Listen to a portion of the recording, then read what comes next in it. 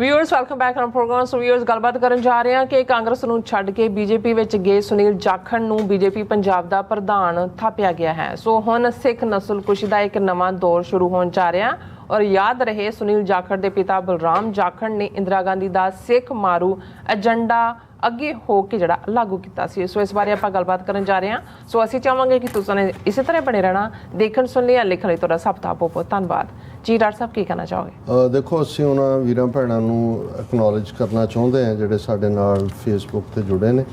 ਵੀਰ ਕਮਲ ਸਿੰਘ ਲਿਖਦੇ ਨੇ, ਕਿਸੇ ਵੇਲੇ ਯੂਨੀਫਾਰਮ ਸਿਵਲ ਕੋਡ ਦੀ ਵਿਆਖਿਆ ਜ਼ਰੂਰ ਕਰੋ ਜੀ, ਇਹ ਕੀ ਹੈ ਤੇ ਇਸ ਨਾਲ ਕੀ ਬਦਲੇਗਾ, ਕਿਉਂਕਿ ਆਮ ਲੋਕਾਂ ਨੂੰ ਇਸ ਦੇ ਬਾਰੇ ਜ਼ਿਆਦਾ ਨਹੀਂ ਪਤਾ।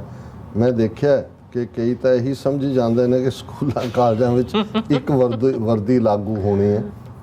ਤੁਸੀਂ ਠੀਕ ਕਿਹਾ, ਆਪਾਂ ਗੱਲ ਵੀ ਕੀਤੀ ਸੀ ਮੇਰੇ ਖਿਆਲ 'ਚ। ਹਾਂ ਕੀਤਾ ਹੈ, ਬਟ ਉਹ ਇਸ਼ੂ ਅਸੀਂ ਹੋਰ ਡਿਟੇਲ ਡਿਸਕਸ ਕਰਾਂਗੇ।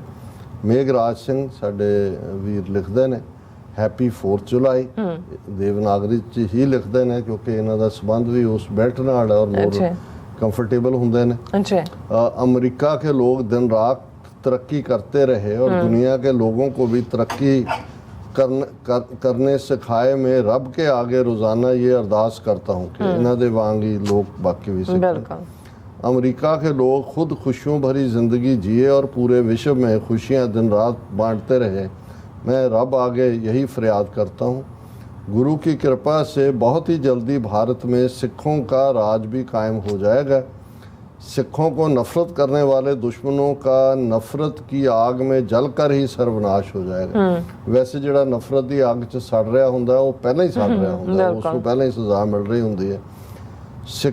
सिखों के राज में पूरे संसार के लिए इंसानियत का, मोहब्बत का फुहारा खोल दिया जाएगा। पूरे संसार के लोगों की तरफ से फिर आज़ादी का पैगाम सिखों को भी हर साल आएगा। बिल्कुल तुसी ठीक फरमाया, गुरु दी रहमत रही तो बहुत जल्दी सिख कौम भी दुनिया के 194 मुल्कों के नाल इस UN हैडकुआटर के बाहर अपना खालिस्तान का झंडा भी चलाएगी और सरबत के भले का जिहड़ा रियल लैसन है वो दुनिया इस स्टेट तो सीखेगी। अमनदीप कालों लिखते हैं, now every Sikh have to counter Indian narrative which is propaganda in western countries, otherwise they criminalize Khalistan idea again. बिल्कुल इन्होंने ठीक किया कि जिस तेज़ी नाल उन्हां दा प्रोपेगेंडा फैल रहा है और जिन्ने उन्हां दे कोल साधन ने कि जे असीं इहनूं, हालांकि बिल्कुल पीसफुल है पर ये जान के वायलेंस साडे खाते च पा रहे हैं, सो हर सिख नूं इहनूं काउंटर करन दी लोड़ है। सोहन सिंह मायल, जसबीर सिंह उन्होंने फतेह भी और 4th July happy, God bless America. Pradeep Singh, Jagtar Singh Johal कहते हैं, डॉक्टर साहब रब सानू भी आज़ादी का लड्डू कौम की झोली च पाउण। बिल्कुल असी सारे अरदास करते हैं। भैन जी कुलराज कौर, वाहिगुरू जी का खालसा वाहिगुरू जी की फतेह टू बोथ ऑफ यू। ते गुरप्रीत सिंह भी फतेह बुलाते हैं। अज साढ़े कुछ घट वीर आए ने फेसबुक ते, मैनूं लगदा समझदे ने भी असीं 4 जुलाई की आतिशबाजी शामिल हैं। देखो असीं तां तुहाडी खिदमत च हाज़र हैं। गल जदों असीं एक पासे परिवारां दे विच शहीदियां दी गल करदे हैं, जे हुण जनरल सुबेग सिंह दी गल हुंदी है तो एकदम जानदा है कि जनरल सुबेग सिंह उस खानदान चों ने भाई महताब सिंह मीराकोट दे जिन्हां ने भाई सुखा सिंह नाल मिल के मस्सा रंगड़ दा सिर वड्ढिया सी। ये प्राइड हुंदा है हमेशा ही, और हमेशा ही तुसीं कौमा गाटा मारू जां उस दौर दे जां फिर अकाली लहर दे, बब्बर अकाली लहर दे देखोगे तो तुहानूं उन्हां दियां ही अगों जनरेशनां च जां उन्हां इलाकिਆਂ पिंडां च उन्हां कबीलिਆਂ ਦੇ ਵਿੱਚ देखोगे उन्हां चों ही योधे निकलदे। जे असीं बाबा मक्खण शाह लोबाणा जां भाई लक्खी शाह लोबाणा की गल करते हैं तो फिर उही अगों प्रेरणा भी हुंदी है उन्हां कबीलिਆਂ च, उन्हां परिवारां दे विच। इसे तरह जिहड़े हुण जस्सा सिंह रामगढ़ीआ जां जस्सा सिंह आलूवालिया जिहड़े भी उस कबीले दे ने, वो अज भी जिन्ने मर्जी डिगे भी होण, विके भी होण, कमज़ोर भी होण, पर उन्हां चों कोई ना कोई निकलदा है जिन्हों लगदा है भी नहीं साडे पुरखियां ने। इसे तरह गद्दारां दी भी जिहड़ी है वो वंशावली हुंदी है, उन्हां दा भी की लफज परशन वाले यूज़ करते हैं कि उन्हां दा भी एक जिहड़ी है वो खानदानी वंशज रुपावली चलती, शायद शराजा कहंदे, शराजा नहीं कुछ होर ही हुंदा लफज कि बई वो भी उन्हां दा हुंदा। इसे तरह जिहड़े ਟ੍ਰੇਟਰ ਨੇ ਉਹ ਤਾਂ ਉਹੀ ਕੰਮ ਉਸ ਤੋਂ ਵੀ ਬਦਤਰ ਕਰਦੇ ਨੇ। ਉਹ ਤਾਂ ਉਹਨਾਂ ਨੇ ਜੇ ਆਪਣੇ ਪਿਓ ਨੂੰ ਪਿੱਛੇ ਛੱਡਣਾ ਹੈ ਗਦਾਰੀ 'ਚ, ਜੇ ਸ਼ਹੀਦੀ ਦੇ ਵਿੱਚ ਇਹ ਹੁੰਦਾ ਹੈ ਕਿ ਭਾਈ ਸ਼ਜਰਾ ਜਿਹੜਾ ਹੁੰਦਾ ਸ਼ਜਰਾ ਜਿਨ੍ਹਾਂ ਦਾ ਤੁਰਦਾ ਹੈ, ਜੇ ਸ਼ਹੀਦੀ 'ਚ ਤੁਰਦਾ ਤਾਂ ਉਹਨਾਂ ਨੂੰ ਹੁੰਦਾ ਵੀ ਜਿੱਥੇ ਸਾਡੇ ਬਾਬੇ ਨੇ ਛੱਡਿਆ ਸੀ ਉਸ ਤੋਂ ਵੀ ਅਗਲਾ ਟੀਸੀ ਦਾ ਬੇਰ ਲਾਉਣ ਹੈ। ਜੇ ਭਾਈ ਮਹਤਾਬ ਸਿੰਘ ਨੇ ਜਿਹੜਾ ਉਹ ਮੱਸਾ ਰੰਗੜ ਦਾ ਸਿਰ ਵੱਢਿਆ ਸੁੱਖਾ ਸਿੰਘ ਨਾਲ ਮਿਲ ਕੇ, ਤੇ ਇੱਧਰ ਸੁਬੇਗ ਸਿੰਘ ਨੇ ਉਹ ਕੁਛ ਕਰ ਦਿਖਾਇਆ ਜੂਨ ਦੇ ਪਹਿਲੇ ਹਫਤੇ ਮੋਰਚਾਬੰਦੀ ਔਰ ਜਿਵੇਂ ਕਿ 2 ਲੱਖ ਫੌਜ ਦਾ ਜਿਹੜਾ ਮੂੰਹ ਮੋੜ ਕੇ ਰੱਖ ਦਿੱਤਾ। ਹੁਣ ਸੁਨੀਲ ਜਾਖੜ ਬੜਾ ਸੌਫਟ ਸਪੋਕਨ, ਬੋਲਦਾ ਵੀ ਬੜਾ ਠੇਠ ਪੰਜਾਬੀ ਹੈ। ਅਮਰਿੰਦਰ ਦੇ ਵੇਲੇ ਪੰਜਾਬ ਕਾਂਗਰਸ ਦਾ ਪ੍ਰੈਜ਼ੀਡੈਂਟ, MP ਦੀ ਇਲੈਕਸ਼ਨ ਕਾਂਗਰਸ ਟਿਕਟ ਤੇ ਲੜੀ, ਗੁਰਦਾਸਪੁਰ ਤੋਂ ਹਾਰਿਆ, ਬਹੁਤ ਸੌਫਟ ਸਪੋਕਨ, ਸੋਨੀਆ ਗਾਂਧੀ ਔਰ ਰਾਹੁਲ ਗਾਂਧੀ ਦਾ ਪ੍ਰਸ਼ੰਸਕ, ਡਿਫੈਂਡ ਕਰਨ ਵਾਲਾ, BJP ਨੂੰ ਪੂਰੀ ਤਰ੍ਹਾਂ ਹਿੰਦੂਤਵੀ ਔਰ ਫਿਰਕੂ ਔਰ ਡਿਵਾਈਡਿੰਗ ਲਾਈਨ ਵਾਲਾ, ਸਿੱਖਾਂ ਦੇ ਲਈ ਹਮੇਸ਼ਾ ਐਡਮਾਇਰਿੰਗ ਲਾਈਨ ਰੱਖਣ ਵਾਲਾ।